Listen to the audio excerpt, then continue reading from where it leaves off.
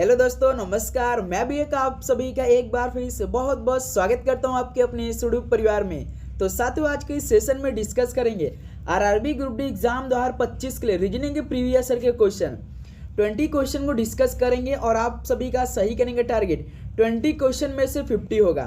तो जैसा कि आज 24 मार्च है, तो आज आपको मालूम हो जाएगा कि इस बार रेलवे ग्रुप डी का एग्जाम सिंपल 10वीं पास वाले देंगे या आईटीआई वाले देंगे या बोथ देंगे, यानी दोनों देंगे। क्योंकि आज आप जानते हैं कि सुप्रीम कोर्ट में रेलवे ग्रुप डी एग्जाम की भर्ती का सुनवाई होने वाला है। इससे पहले तो 21 मार्च को होने वाली थी, लेकिन इसमें नोटिस नहीं आई। लेकिन एक छोटा सा नोटिस आया है जरूर कि इस नोटिस में सुप्रीम कोर्ट ने रेलवे भर्ती बोर्ड को ये बोला था कि आपने जो पहली बार नोटिस निकाला था 8 अगस्त 2024 को, तो इसमें आपने तो साफ साफ बोला था कि जो इस बार रेलवे ग्रुप डी के एग्जाम देंगे वो केवल सिंपल आईटीआई वाले देंगे। तो आईटीआई वाले स्टूडेंट तो काफ़ी खुश हो गए, क्योंकि आईटीआई वाले कम ही स्टूडेंट हैं और 10th पास वाले तो बहुत ज़्यादा हैं, तभी तो 1 करोड़ से अधिक फॉर्म अप्लाई हुआ है। अगर आईटीआई वाला फॉर्म भरता तो केवल भाई 20 लाख बहुत था। तो इसी को देखते हुए उच्च न्यायालय ने बोला कि आपने ऐसा बोला।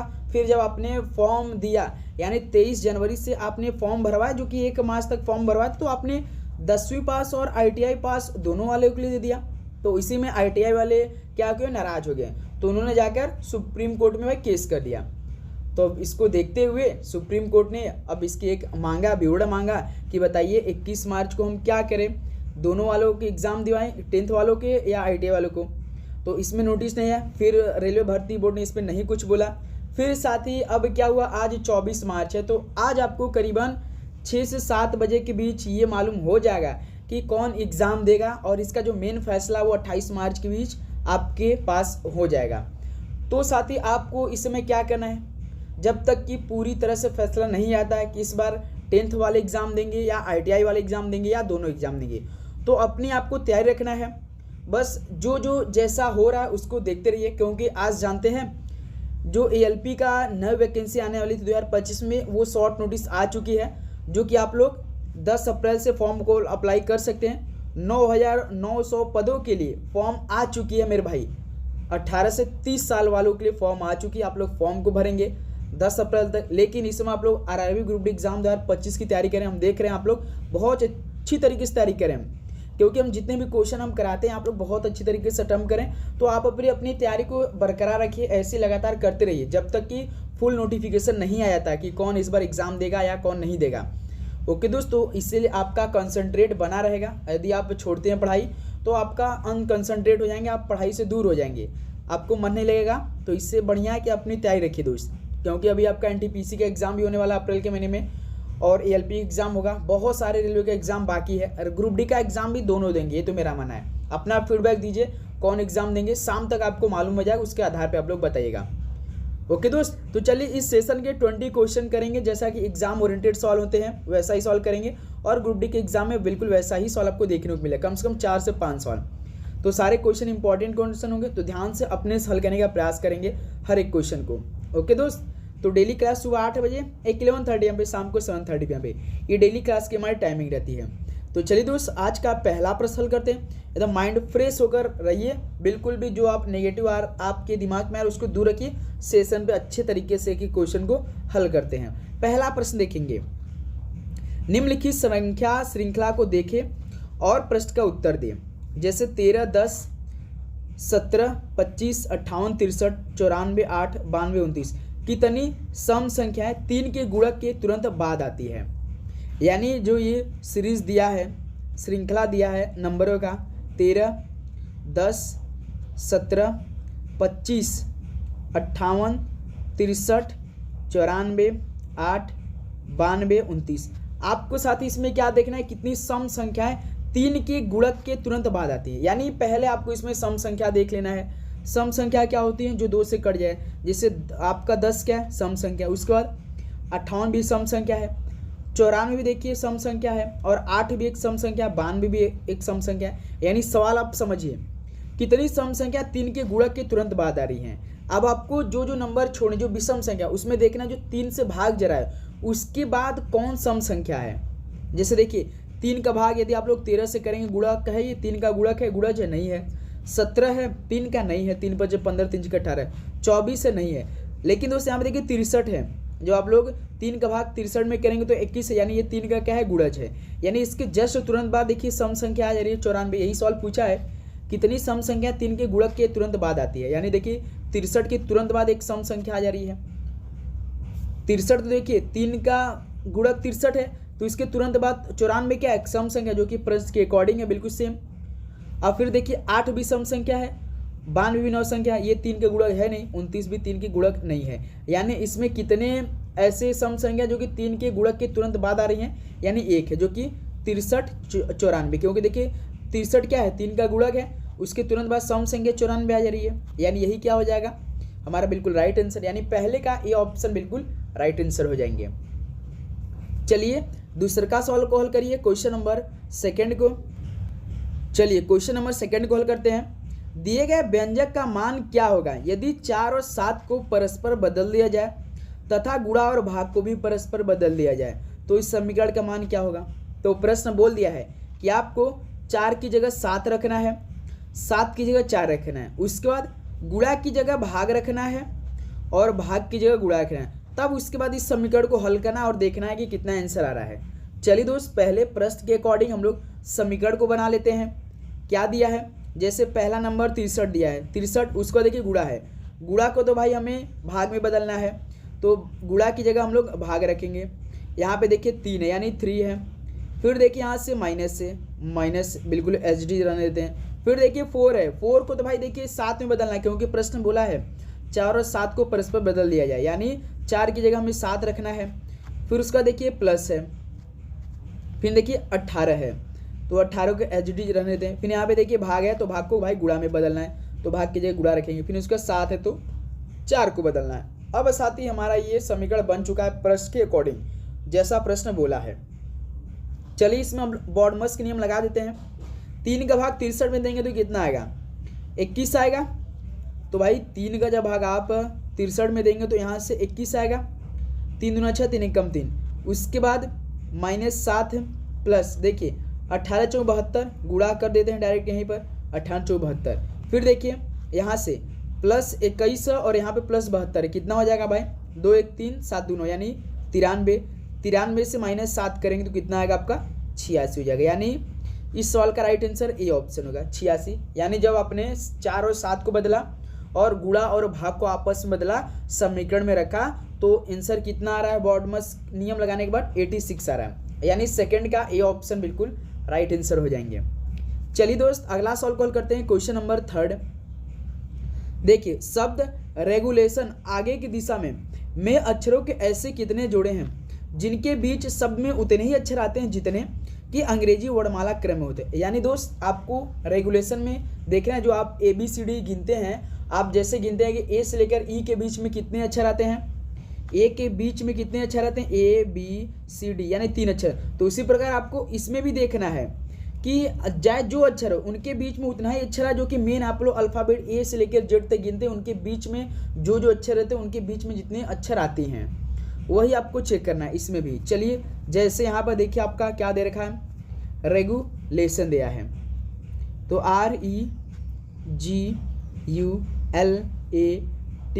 REGULATION regulation. अब आपको हर एक अक्षर का कॉम्बिनेशन देखना है, जैसे R और E, R पहले इसका हम लोग नंबरिंग कर देते तो और आसान हो जाएगा। R 18 होता है, E 5 होता है, G 7 होता है, U 21 होता है, L 12 होता है, A 1 होता है, T होता है 20, I होता है 9, O होता है 15 और N होता है 14। ये आपके हर एक अक्षर का नंबरिंग हो चुका है। अब साथ ही सबसे पहले हम लोग R का रिलेशन E देखेंगे। तो R देखिए R से E बन रहा है, तो R तो भाई देखिए 18 है, E 5, यानी जब आप लोग R से E बीच में जाएंगे, जैसे आप लोग ABCD में E से लेकर R के बीच में जाते हैं तो कितने अक्षर रहते हैं, EFGHIJKLMNOPQR। यानी दोस्त आप यहाँ से देखेंगे तो भाई करीबन आपका 12 अक्षर आएंगे, लेकिन इसमें देखिए कोई अक्षर है R के बाद नहीं है, तो ये नहीं होगा।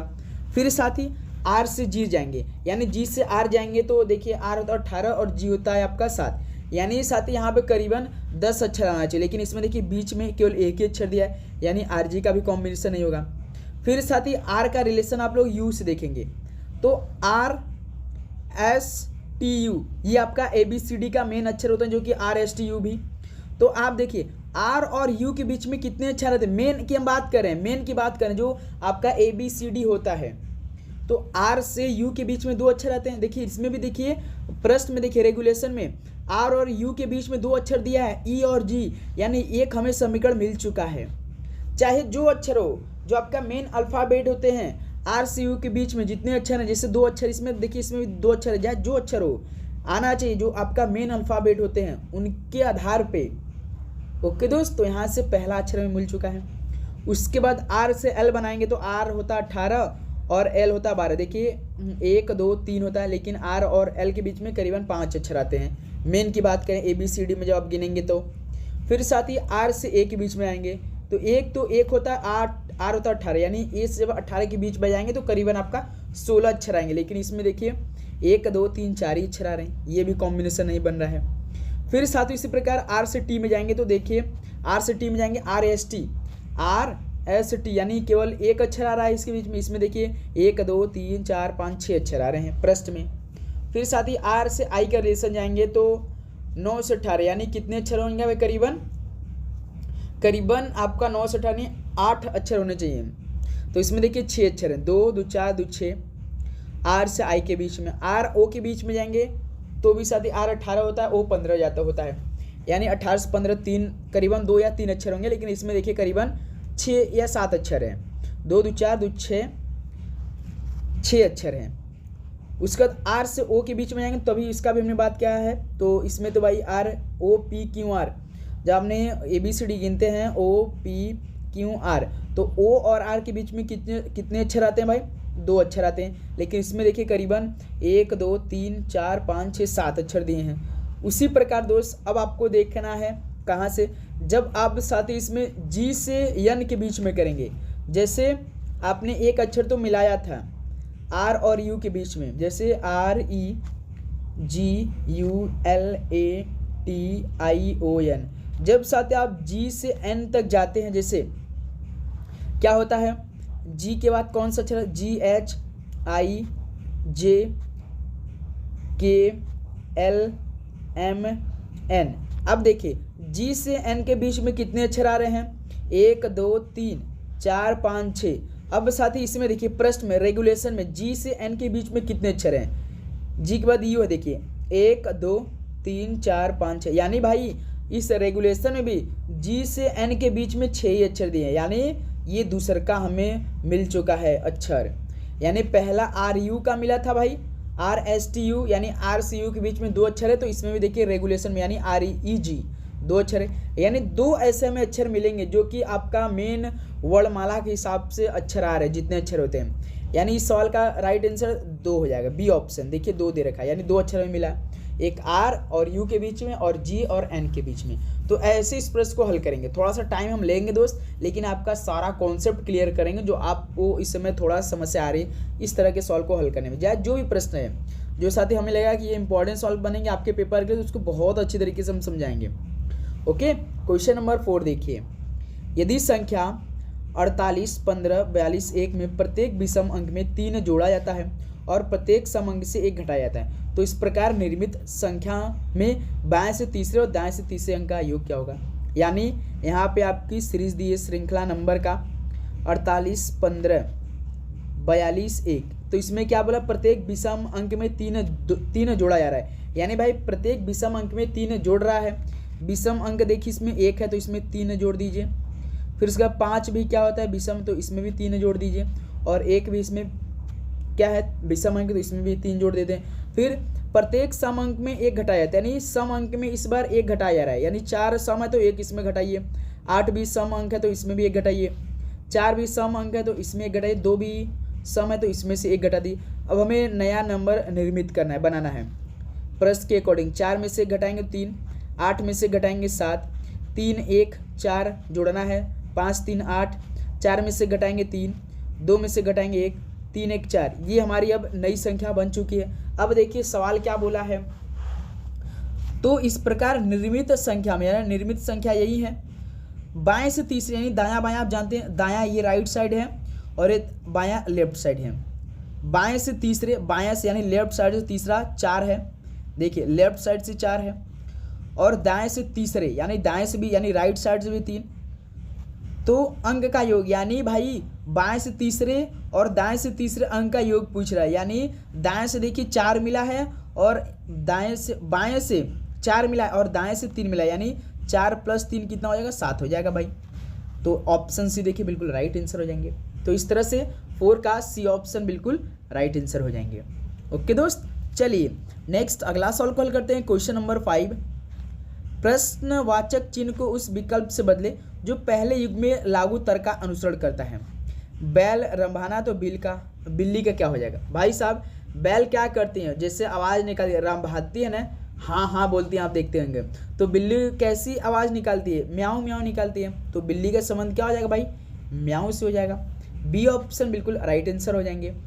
चलिए दोस्त नेक्स्ट अगला सॉल्व कॉल करते हैं। क्वेश्चन नंबर 6 को दिए गए विकल्पों में से उस विकल्प का चयन कीजिए जो भिन्न शब्द संख्या अक्षर युग्म है। यानी 48, 52, 74, 58, 33, 62 यही है। तो आप बताना है कि इन अक्षरों में से भिन्न, इन नंबरों में से भिन्न कौन सा है, बताएंगे सभी साथी। 6 का राइट आंसर देंगे। जैसे देखिए 48 क्या है, इवन नंबर है, यानी एक सम संख्या है, सम संख्या है। 52 भी एक सम संख्या है। 74 भी क्या है, एक सम संख्या है। 58 भी एक सम संख्या है। 62 भी सम संख्या। लेकिन भाई 63 इसमें अकेला है जो कि एक विषम संख्या है, यानी ऑड नंबर दिखाई दे रहा है जो कि 2 से नहीं कटेगा।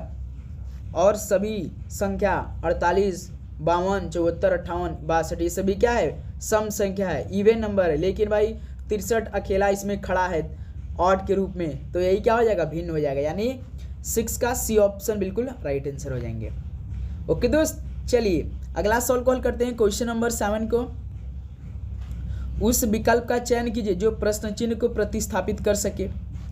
25 से 4, 49 से 6, 9 से 2, 100 का क्या बनेगा आंसर, बताइए दोस्त। चलिए 7 का राइट आंसर हल करिए आप सभी। आपके अनुसार ये क्या आंसर आएगा इसका। पहले देखिए 25 से 4 का रिलेशन देखना है, क्योंकि यहाँ पे देखिए डबल अनुपात है। जब आपको साथी डबल अनुपात दिखेगा तो उसके पहले वाले रिलेशन को आपको चेक करना है कि पहला रिलेशन क्या समीकरण बना रहा है। तो भाई 25 से 4 बना रहा है, यानी आप जानते हैं कि ये 25 किसका होता है, स्क्वायर भाई 5 का। यदि हम लोग 5 में से घटा देंगे तो 4 बन जाएगा, है ना दोस्त। उसी प्रकार देखिए ये 49 से 6 किया है, तो 49 किसका होता है, 7 का होता है। तो 7 में से घटा देंगे तो 6 बन जाएगा। फिर देखिए यहाँ से 9 से 2 का रिलेशन बनाया है, 9 किसका होता है भाई, 3 का। 3 में से घटाएंगे तो 2 हो जाएगा। यानी जो भाई नंबर दिया, पहला नंबर क्या है भाई, स्क्वायर करने के बाद जो स्क्वायर नंबर है उसमें से 1 कर रहा है, घटा रहा है। यानी 100 किसका होता है, 100 किसका होता है, 10 का होता है। तो 10 में से घटा देंगे तो 9 हो जाएगा। यानी इस प्रश्नवाचक का चिन्ह की जगह पे 9 आएगा। यानी देखिए डी ऑप्शन दे रखा है, तो 7 का डी ऑप्शन क्या हो जाएगा, बिल्कुल राइट आंसर हो जाएंगे। बताइए दोस्त, समझ में आया इस प्रश्न, बहुत अच्छा। तो एक सवाल हम आप सभी से पूछना चाहेंगे, बताइए मान लीजिए यहीं पर 9 रहता और इस पर डबल अनुपात लगाने के बाद यहाँ पे 121 दिया रहता। अब यहाँ पे बताइए आप लोग, चलिए 121 नहीं, 121 आप लोग बता सकते हैं आराम से। आप बताइए कि यहाँ से 225 है, बताइए। अब यहाँ पे प्रश्नवाचक चिन्ह है, तो इस प्रश्नवाचक चिन्ह की जगह वो क्या आंसर आएगा, बताइए। बिल्कुल सेम प्रोसेस लगाएंगे। चलिए नेक्स्ट अगला सवाल को हल करते हैं। क्वेश्चन नंबर 8, यदि शब्द शर्ट के प्रत्येक अक्षर को वर्णानुक्रम में व्यवस्थित किया जाए तो कितने अक्षरों की स्थिति अपरिवर्तित रहेगी। यदि शब्द शर्ट है, इसके प्रत्येक अक्षर को वर्णानुक्रम में व्यवस्थित किया जाए तो कितने अक्षरों की स्थिति अपरिवर्तित रहेगी। यानी जो शर्ट है भाई, इसके हर एक अक्षर को आपको बिल्कुल जो आपका ABCD है ना, इसके क्रम के हिसाब से सेट करना है।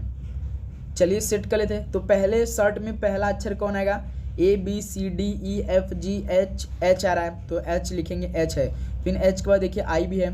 फिर इसके बाद RST हो जाएगा भाई, RST। यानी देखिए ये आपका वर्णानुक्रम में व्यवस्थित कर दिया गया है शर्ट को, HIRST। यानी केवल देखिए T है ऐसा जो कि अपने सेम पोजीशन पे है, जो कि मूल शब्द था आपका शर्ट में, इसमें भी जो नया हमने बनाया है वर्णानुक्रम में, बिल्कुल T भी सेम पोजीशन में है। यानी केवल एक अक्षर ऐसा मिला। यानी कौन सा सी ऑप्शन होगा, सी ऑप्शन। देखिए 1 हो जाएगा, क्योंकि एक अक्षर केवल मिल रहा है जो कि अपने पोजीशन से नहीं हट रहा है, जो कि T है।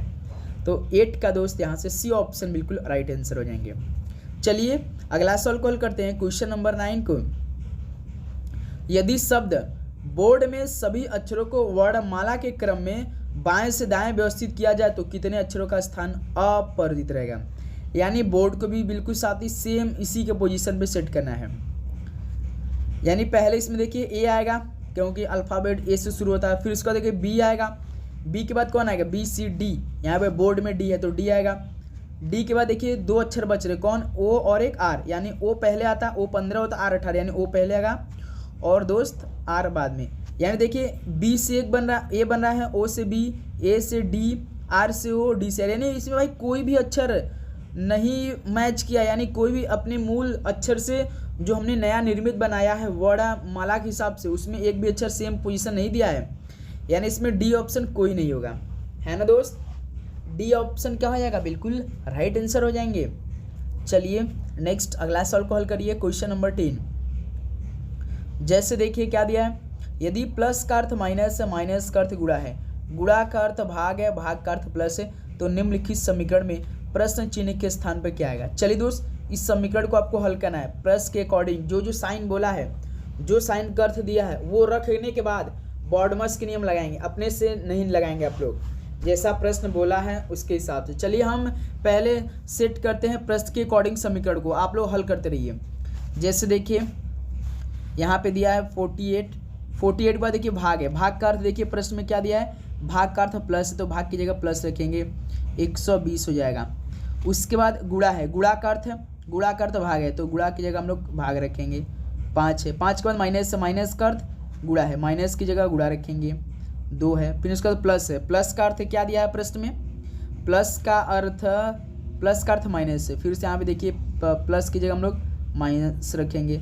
फिर इसका देखिए 10 है, फिर उसका गुणा है, गुणा का अर्थ क्या दिया है भाई, भाग है, तो इस बार 2 भाग आ रहा है। अब हमें ये समीकरण बना चुके हैं हल करने के लिए, बॉडमस के नियम लगाइए।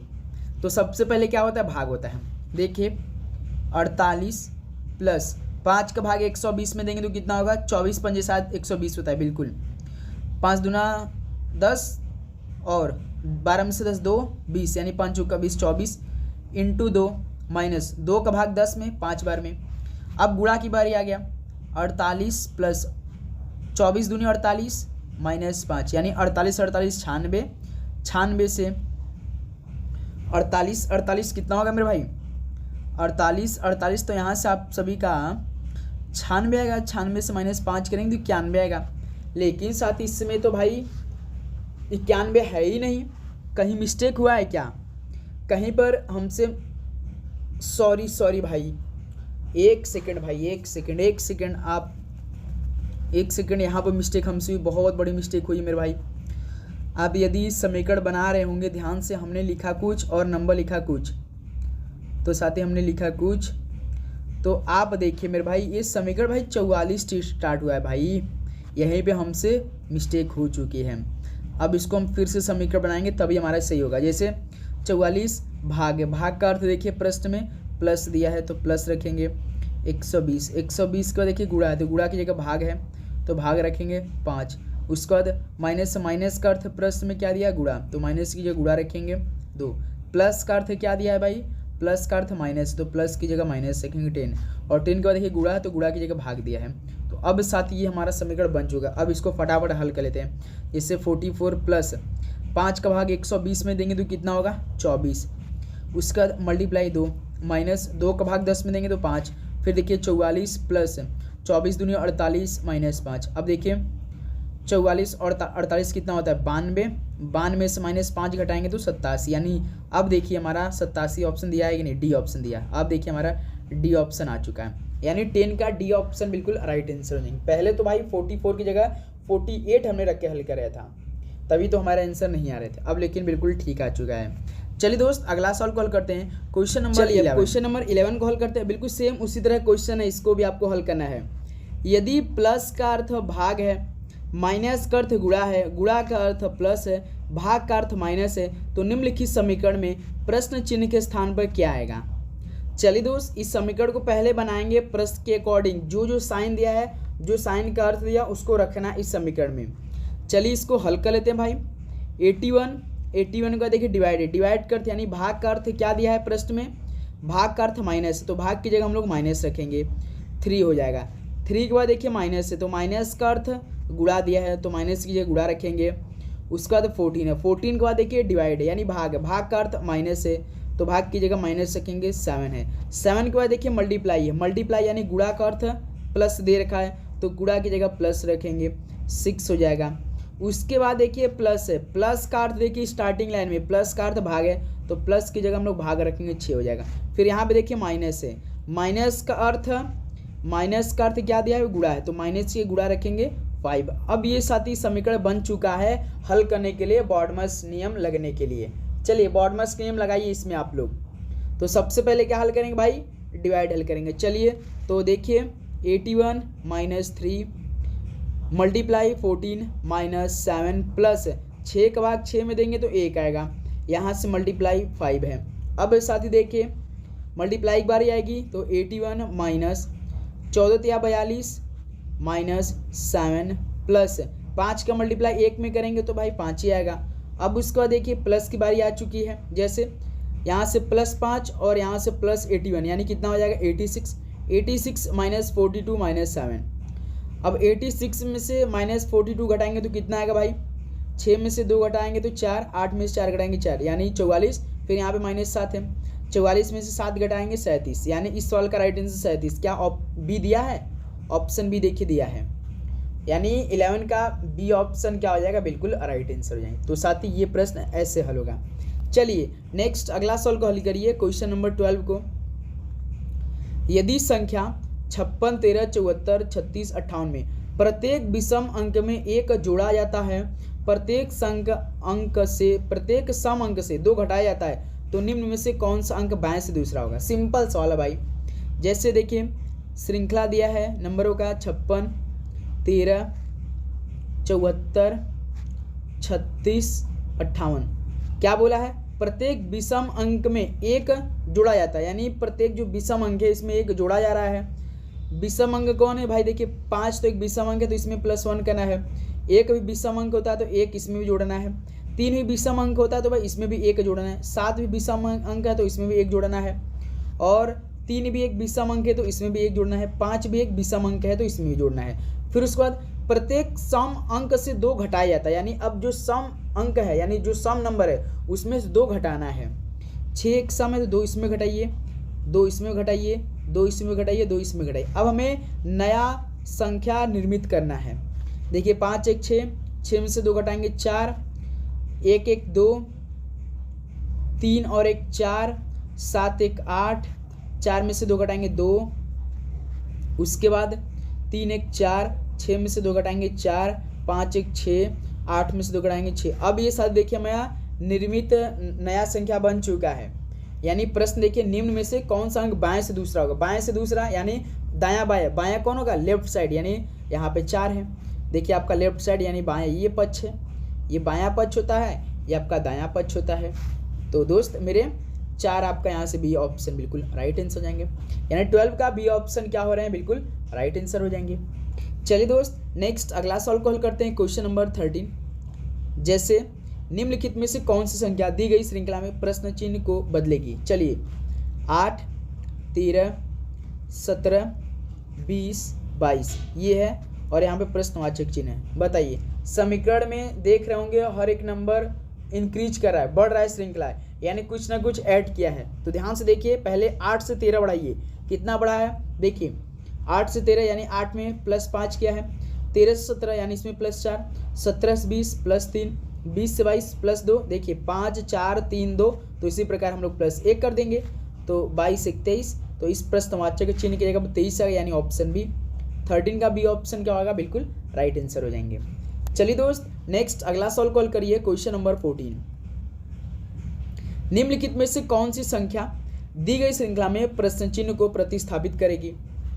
15 16 32 35 140। भाई साहब 15 16 32 35 140। तो बताइए ये भी समीकरण है, आपको हल करना है नंबर का। बताइए ये भी श्रृंखला बहुत बढ़ रहा है। जैसे देखिए 15 16 16 से डायरेक्ट 32, 32 से 35 कुछ बढ़ा, फिर 35 से 140 डायरेक्ट कर दिया। यानी यदि आप डेली का डेली प्रैक्टिस सेट करते होंगे तो इसमें पहले कुछ ऐड किया होगा, कुछ मल्टीप्लाई किया होगा, तभी इतना ज़्यादा इंक्रीजमेंट हुआ है।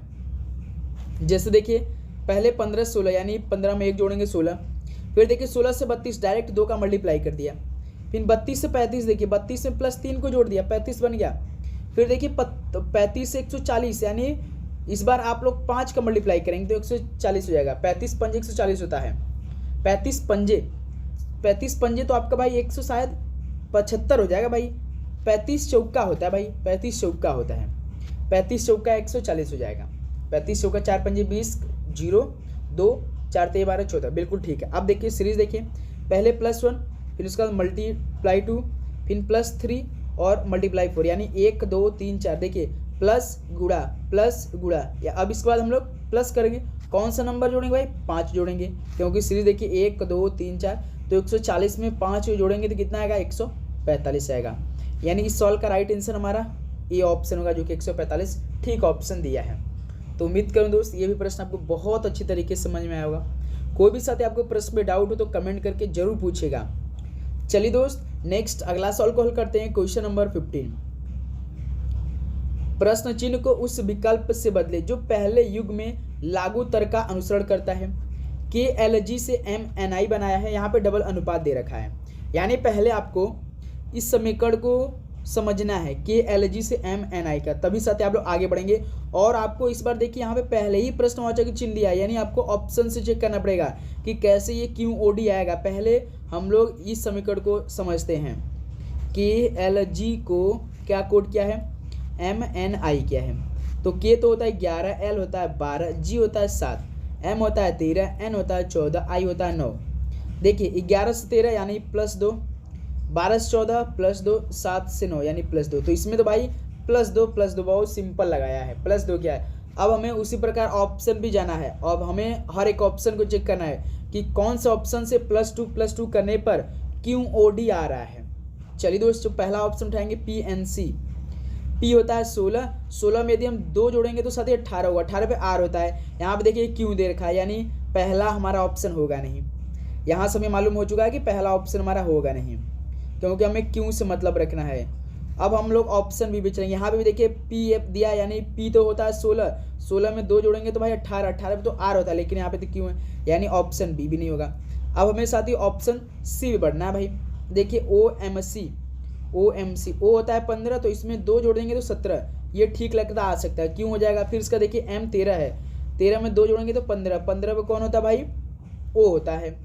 फिर इसका देखिए C 3 होता है, C में 2 जोड़ेंगे तो 3 में 2 जोड़ेंगे तो 5, 5 पे कौन आता है भाई? E आता है, लेकिन क्यों O E आ रहा है यहाँ पे। तो यहाँ पे दोस्त अब देखिए यहाँ से ये भी नहीं होगा शायद भाई। C 3 2 5, 5 पे कौन होता है? ABCD, OMC भी नहीं होगा मेरे भाई, ये भी नहीं होगा, यानी ये भी नहीं होगा। अब हमें दोस्त ऑप्शन D के सहारे चलना पड़ेगा। अब हमें ऑप्शन D के सहारे चलना ही पड़ेगा। अब हम लोग ऑप्शन D को हल करेंगे। क्या दिया भाई? OMB दिया है, OMB दिया है। तो O होता है 15, M होता है 13, B होता है 2। अब देखिए इसमें भी 2 जोड़ना है, इसमें भी 2 जोड़ना है, इसमें भी 2 जोड़ना है। 15 2 17, 17 पे क्यों होता है। 13 2 15, 15 पे कौन अच्छा O होता है। 2 2 4, 4 पे कौन होता है भाई? D, यानी ये देखिए ये आ चुका QOD, यानी ऑप्शन साथ ही D से मैच किया है। किस ऑप्शन से भाई? ऑप्शन D से, OMB से मेरे भाई, OMB से। याद रखेंगे दोस्त, OMB से मिला है, यानी हमारा इस सॉल्व का कौन सा ऑप्शन बैठ रहा है भाई? D option, OMB। तो उम्मीद करूँ दोस्त ये भी प्रश्न आपको समझे होंगे।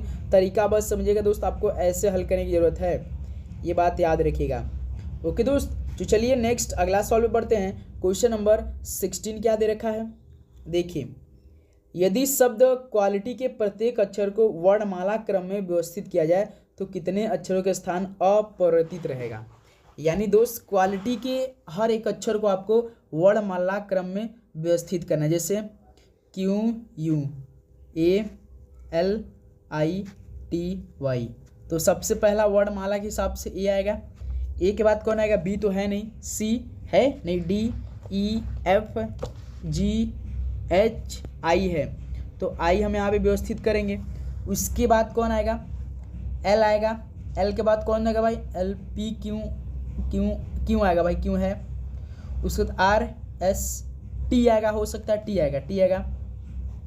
उसका टी के बाद यू है, क्वालिटी में तो यू है, उसका लास्ट में वाई। तो देखिए केवल साथी वाई बन रहा है जो कि मूल शब्द से जो हमने नया निर्मित बनाया है अक्षर वर्णमाला क्रम में, तो केवल वाई अपने मूल शब्द से बिल्कुल सेम पोजीशन पर रहा, अपरिवर्तित रहा स्थान, यानी केवल एक अक्षर वाई है जो कि नहीं बदला, वो स्थान अपरिवर्तित कर रहा है वाई, यानी कौन सा ऑप्शन है, डी ऑप्शन, एक, केवल एक अक्षर है, यानी 16 के यहाँ से डी ऑप्शन आपका बिल्कुल राइट आंसर हो जाएंगे। चलिए दोस्त नेक्स्ट अगला सवाल को हल करते हैं, क्वेश्चन नंबर 17। जैसे 26 जनवरी 2006 को सप्ताह का कौन सा दिन था, बताइए दोस्त। ये सवाल आप लोग कैसे हल करते हैं, इसमें आपको 5 काम करना रहता है। सबसे पहले तो आपको मंथ का कोड मालूम होना चाहिए और शताब्दी का कोड। मंथ का कोड जैसे जनवरी से लेकर दिसंबर के बीच में, तो ट्रिक हमने आपको क्या बताया, 033 614 625। जैसे जनवरी का 0, फरवरी का 3, मार्च, अप्रैल, मई, जून, जुलाई, अगस्त, सितंबर, अक्टूबर, नवंबर, दिसंबर, ये आपके सभी के यहाँ देखिए 12 नंबर होंगे इसमें, 1 2 3 4 5 6 7 8 9 और लास्ट में 035 भी होता है, 10 11 12। ये 033 614 625 035 ये क्या है भाई, ये मंथ के कोड है। जैसे जनवरी का 0, फरवरी का 3, मार्च का 3, अप्रैल का 6, मई का 1, जून का 4, जुलाई का 6, अगस्त का 2, सितंबर का 5, अक्टूबर का 0, नवंबर का 3 और दिसंबर का 5। ये हो गया जनवरी, यहाँ जनवरी से लेकर दिसंबर तक के हर महीने का कोड। अब उसके बाद शताब्दी के कोड। शताब्दी का कोड हमेशा आपको 16वीं शताब्दी से पूछेगा, या तो 17वीं से पूछेगा, या 18वीं से, या तो 19वीं से, या 20वीं से। जैसे इस बार देखिए 2006 पूछा, यानी ये 20वीं शताब्दी है, तो इसका ट्रिक क्या है, 642 642, उसके बाद 16 17 18 19 20, 16 17 18 19 20, यानी 642 06, 16 का 6, 17 का 4, 18 का 2, 19 का 0, 20 का 6, 642 06।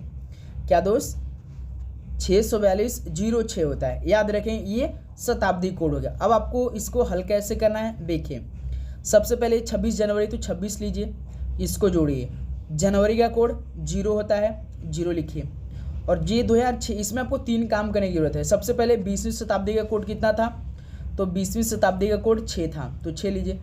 उसके बाद प्लस लास्ट के जो 2006 है ना, तो लास्ट के 2 अंक लेना ही लेना आपको, चाहे जो नंबर आए इसमें आपको लेना ही, 2 काम हो चुका। प्लस अब आपको इसमें 06, जो 06 आपने लास्ट के 2 अंक लिए हैं, इसमें आपको 4 से भाग करना है 06, तो जो आपका इसमें देखिए 4 एकम 4 आ रहा है, यानी यहाँ से 2 शेषफल है, इसमें शेषफल से मतलब नहीं देखना है, जो भाग ये आ रहा है भागफल, यानी 1 आया तो 1 जोड़ना है। अब इसको साथ ही 7 से भाग करना है। जोड़ने के बाद जैसे देखिए 26 6 32, 26 6 32, 32 6 38 1 39, यानी 39/7। अब इसको साथ ही 7 से भाग करना है। देखना है कि जितना शेषफल आएगा, जो शेषफल रहेगा वही साथ ही सप्ताह का दिन होगा, कोड होगा। जैसे देखिए जब 7 का भाग आप लोग 39 में देते हैं तो 7 5 35, कितना आ रहा है भाई आपका शेषफल 4 आ रहा है। जब आप लोग यहाँ से 7 का भाग 39 में देते हैं, 7 5 35, तो यहाँ से 9 में से 5 4, यानी हमारे यहाँ से शेषफल 4 आ रहा है। तो आपको मालूम होगा कि 0 होता है संडे का होता है, 1 होता है मंडे का, 2 होता है ट्यूसडे का, 3 होता है वेडनेसडे का, 4 होता है थर्सडे का, यानी थर्सडे यानी गुरुवार। तो 17 का डी ऑप्शन यहाँ से बिल्कुल राइट आंसर हो जाएंगे। तो साथ ही ये प्रश्न ऐसे हल होता है। ओके, देखिए इसमें आपको जो साथ ही शताब्दी रहेगा, जैसे 2006 है ना, तो इसमें आपको 3 काम करना है। पहले तो 26 जनवरी लेना है, फिर इस जनवरी का कोड हमने आपको बताया था 033 614 625 035, ये तो आपका जनवरी से लेकर दिसंबर तक कोड हो गया। अब उसके बाद जो आपका शताब्दी, जैसे 16 से पूछेगा, 16 17 18 19 20, 642 06, बस इतना ही याद रखना है। ओके दोस्त, तो आपको इस तरह से हल करना। लास्ट में जो 7 का भाग करेंगे वो शेषफल से मतलब रखना है। आपको मालूम है 0 कोई काम नहीं होता तो संडे रहता है, 1 मंडे स्टार्ट हो जाता है, उसका 2 Tuesday, 3 Wednesday, 4 Thursday, 5 Friday, Saturday 6, ये सप्ताहों का कोड होता है। ओके, चलिए नेक्स्ट अगला सवाल को हल करते हैं। क्वेश्चन नंबर 18 देखिए, एक निश्चित कूट भाषा में मनी को PRQHB के रूप में लिखा जाता है, समान कूट भाषा में क्रेडिट को किस प्रकार लिखा जाएगा। जैसे साथी MONEY, मनी किस में लिख रहा है भाई, बीम लिख रहा है। तो सबसे पहले क्या करेंगे, हर एक अक्षर का नंबरिंग कर दीजिए।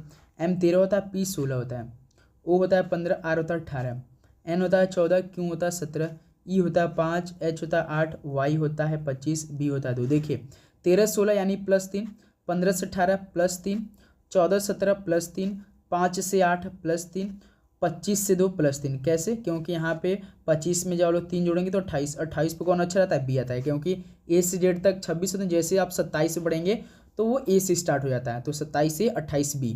यानी इसमें तो भाई सीरीज +3 करने के बाद हर एक अक्षर का कोड किया गया है। तो पूछा किसका है?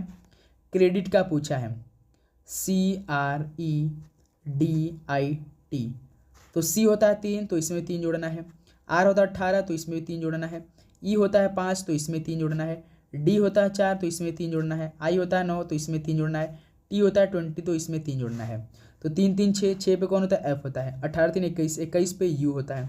5 3 8, 8 पे H होता है, यानी FUH किस ऑप्शन भाई? अभी 2 ऑप्शन देखिए, बी ऑप्शन काटिए क्योंकि देखिए FUG है और यहाँ पे ऑप्शन डी देखिए FHG, हमें FUH देखना है। फिर उसका देखिए 4 3 7, 7 पे कौन आएगा? G, यानी FUHG अभी भी है। फिर उसको देखिए 9 3 12, 12 पे कौन होता है? L होता है, यानी FUHGL भाई FUHGL। देखिए ऑप्शन ए L, यहाँ लास्ट में देखिए W है, इसमें L है, तो यानी पहला ऑप्शन हमारा बिल्कुल राइट आंसर होगा। +3 कोड करने के बाद तो 18 का ये ऑप्शन यहाँ से बिल्कुल राइट आंसर हो जाएंगे। चलिए दोस्त नेक्स्ट अगला सवाल कॉल करते हैं। क्वेश्चन नंबर 19 देखिए, Z बराबर 26 है, P बराबर 16 है, तो M बराबर 13, तो L बराबर क्या होगा? सिंपल, आप सभी को मालूम होगा Z का नंबर कितना होता है? 26, P का नंबर कितना होता है? 16, M का नंबर कितना होता है? 13, L का नंबर कितना होता है? 12, यानी कितना आंसर होगा? 12, डी ऑप्शन। तो हम आप सभी से पूछना चाहेंगे, आप बताइए कि W का कितना नंबर होता है? कमेंट करके बताइए। नेक्स्ट अगला सवाल को चेक करते हैं दोस्त। क्वेश्चन नंबर 20 देखिए, A बराबर Z, P बराबर K, M बराबर N, S बराबर क्या होगा? A का अपोजिट क्या होता है? Z होता है। P का अपोजिट क्या होता है? K होता है। M का अपोजिट क्या होता है? N होता है। S का अपोजिट क्या होता है? शायद H होता है, तो H देखिए डी ऑप्शन। डी ऑप्शन बिल्कुल राइट आंसर। हर एक अक्षर का सिंपल सा अपोजिट क्या है? तो हम आप सभी से पूछना चाहेंगे कि X का अपोजिट बताइए, कमेंट करके सॉल्व राइट आंसर दिए। तो साथ ही फाइनली टोटल 20 क्वेश्चन कंप्लीट हो चुका है। अब बताइए आप सभी कितना स्कोर रहा आज की सेशन के? सभी लोग फटाफट अपना अपना स्कोर बताएंगे। तो उम्मीद करूँ दोस्त आपको हर एक क्वेश्चन बहुत अच्छी तरीके से समझ में आया होगा। कोई भी प्रश्न पे डाउट तो आप कमेंट करके जरूर पूछिए, उसका रिप्लाई हम जरूर करेंगे। ओके दोस्त, कोई भी प्रश्न पे डाउट हो तो आप हमसे पूछिए, बहुत अच्छी तरीके से उसका हम जवाब देंगे, उसको समझाएंगे कमेंट बॉक्स में ही। तो उम्मीद करूँ दोस्त आपने हर एक क्वेश्चन अटेम्प्ट किया होगा और अपने से ट्राई किया होगा। कोई भी डाउट हो तो कमेंट करके जरूर पूछेंगे। तो चैनल पे ना तो सब्सक्राइब करके नोटिफिकेशन जरूर ऑन करेंगे दोस्त, क्योंकि लगातार ऐसी क्लास आपको मिलेगी, सबसे पहले नोटिफिकेशन आपके पास जाएगी। तो कोई भी डाउट हो तो पूछिए। चलिए दोस्त इस सेशन को यहीं पे समाप्त कर लेते हैं। मिलते हैं दोस्त नेक्स्ट सेशन में। सभी को जय हिंद, वंदे मातरम।